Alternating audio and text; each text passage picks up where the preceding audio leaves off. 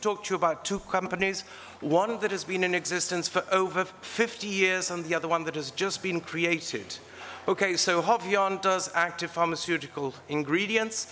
It is active in outsourcing for large companies, in manufacturing generics, and in developing science and technology for licensing purposes. We have a global presence. We're present in over 5 countries with amazing factories and laboratories. This is the most recent. This was acquired from Pfizer in Ireland. It's a very, very large factory. Now, where do we make a difference? We're Portugal's largest private employer of PhDs, and I'm extremely proud of this statistic, and it's the one that I present always first. This has really become well, I call ourselves a science-based industrial company. Industry manufacturing used to be really boring. Really, really boring.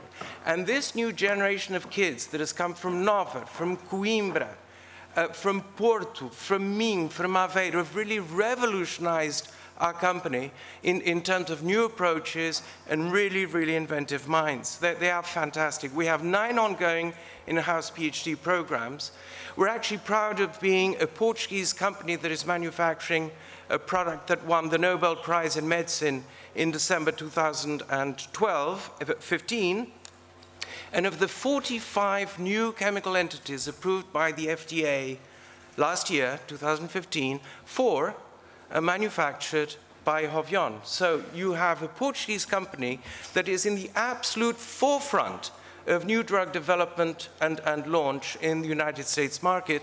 And then, of course, it trickles down to the entire, to the rest of the world. There was a presentation before about cystic fibrosis. One of the drugs that we manufacture is ivacaftor, Calideco. Absolutely revolutionary treatment for cystic fibrosis because it addresses the causes of the disease rather than its symptoms. So in terms of results, the company has done very well. We expect to reach $300 million in sales this year, 2016. And just a picture, we're investing about 100 million euros over the next 3 years. And there's going to be a beautiful R&D center in Lumiar where construction has started. Okay, so what really caught my attention a few years ago was this segmentation of research and development by Robert Stokes. And I won't go into all of the quadrants, but I'll mention Pasteur's quadrant because it's the one I like. It's about fundamentally understanding the scientific principles and the mechanisms behind things, and then exploiting that understanding to making products that actually work, that actually make a difference. So Pasteur, he invented microbiology, he invented chiral chemistry, virology. He's an amazing man. He understood everything. I mean, Edison didn't understand anything about his lamps. He just went through hundreds of filaments until he found one that didn't burn. You couldn't care less about the science. Pasteur is my example, is the one that I tried to follow. So taking the numbers that I showed you about Hovione, obviously the question for us as managers is where do we grow from here? Traditionally, you can grow organically. You can grow by acquisition. We decide to grow by replication, to try to emulate and repeat what we've done with Hovione. And for that, we've created Hovione Capital, which is a venture capital firm, and we've created Hovione Technology, which is a company that has acquired the portfolio of patents generated by Hovione, particularly those that Hovione was not able to generate enough revenue, enough value. And so we've set up a company specifically for the purpose of developing further Hovione's technologies. With Hovione Capital, and this is a pitch, I am making a pitch for Hovione Capital here in front of you. We want to invest in your projects. Because right now, Portugal is generating an unbelievable amount of talent, of very, very smart talent, and we want to be part of this success in this country. This is the team, skip that. This is the inhalers that we've created. One of them is on sale in Japan and is giving us a market share for an influenza product that is ahead of Tamiflu. So there's a Portuguese product, a Portuguese treatment for influenza that is outselling Tamiflu in Japan, and this makes us very proud. Skip this one. In order to develop inhalers, we have a number of rocket scientists in our team, and one of them is a real whiz kid with computerized fluid dynamics, and that has helped us shorten the development iteration cycle of 3 months of going from idea to tested prototype that used to be 3 months to 10 days.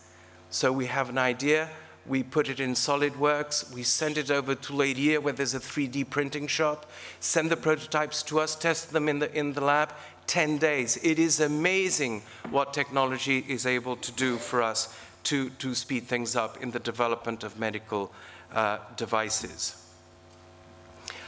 We have a very, very well-identified focus, vision, and mission for Hovione Capital, and that is about investing in medical technology. Why not drug product? Because drug product takes too long, costs too much money, has too much uncertainty. With medical devices, we're able to take your product to market in about 2 years, and that's what we want to do, and we exclusively focus on that. Now, here are the 4 slides. I've been rushing until now because these slides really matter to me, and I think they'll matter to you. Value creation, the value creation wheel, models are very, very useful to understand reality, to model it, and then to use them for policies, for policy making. I am going to give you the model from the guy in the field, okay? I'm going to give you 4 rules. And I guess these rules would be really valuable to my competitors that are competing for your projects as well. Number one, the one thing that we do these 4 things I'm going to show you when a new project comes to us.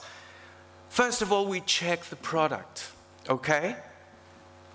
For the past 30 years, I've had people come to me and said, listen, I've invented something absolutely amazing, but I don't know what it fixes. So always start with problem characterization first. Innovation is something that we teach as Hovione. We use the expression problem-based innovation. Start with a situation that needs fixing. Otherwise, you're going to have something beautiful that is useless. Second question I ask to the startup entrepreneurs that show up, does it work? How far developed is it? Is there a proof of concept? This is about de-risking the project. I need to understand, the team needs to understand as well as possible how far advanced this is in terms of risk. And then we, on Hovione Capital, we need to understand, is this going to sell? That's very important. Is it going to sell at $4.99, $49.99, $499, $1 million? We need to understand what is the market for this, and then we need to understand who's going to buy it, okay? Think about it. These are really important questions. And we need to understand who is the competition, because the competition represents a threat to the company that I'm about to invest in. Check the IP. I love patents. I write patents. I love to read patents.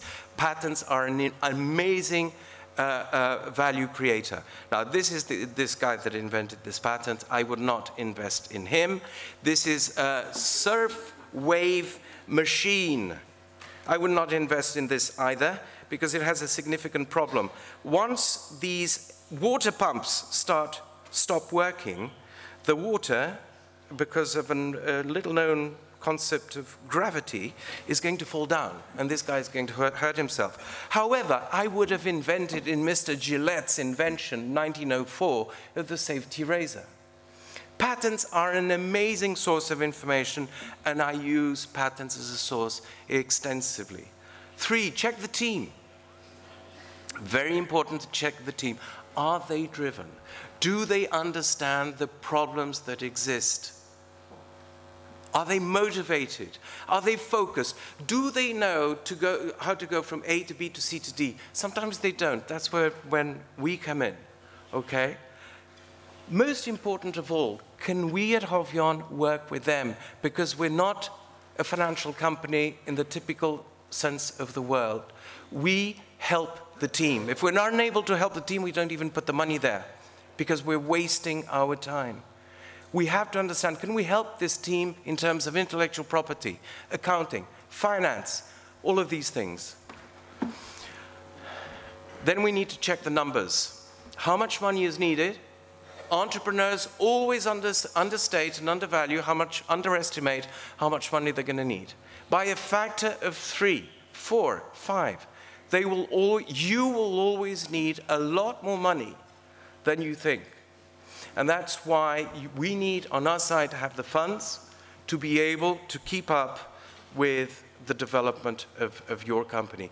And we need to understand that that is a question we ask on our side. How quickly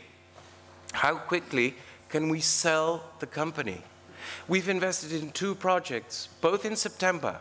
We are already shopping those projects around, looking for somebody to buy them that will offer the projects a better home than ourselves. This is about, we need to have a sense of urgency to do these things.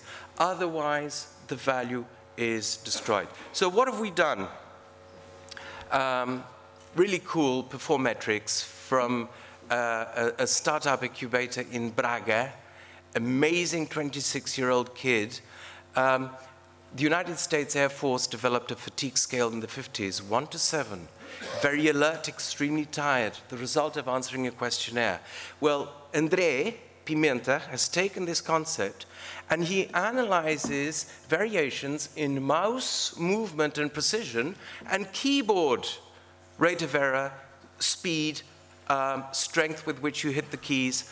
For 24 hours, the machine learns your pattern. After 24 hours, it's giving you a number from 1 to 7, how alert you are. Imagine how this would revolutionize Microsoft's Office, that is a product that hasn't had any innovation for the past 20 years. If you're able to tell the user how he is, and if you're able to tell a manager of users, if you're able to tell a supervisor of an air traffic control center how his air traffic controllers are doing. The possibilities are amazing. Then we have Laser Leap, which uses laser energy to open the pores of the skin.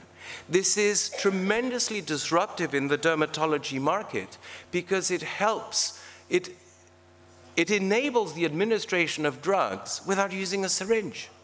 Wow, amazing, and look at the results. Here in wrinkle removal, they're not very obvious, but you have here before treatment and after treatment. And this treatment is particularly effective in the age group of 30 to 50 years old. But more significantly, there is this incredible set of pictures about melasma, which is skin blotches removal. And this was one 20-minute treatment that took this lady on the left-hand side that had very bad blotches, manchas na cara, and they were able, in one treatment, it was able to remove it. And 30 days later, she continues to be impeccable. Wow, we're already shopping this around to 8 dermatology multinationals in the world. Okay, so I think that's my last slide. I think I've kept my time. Thank you very much.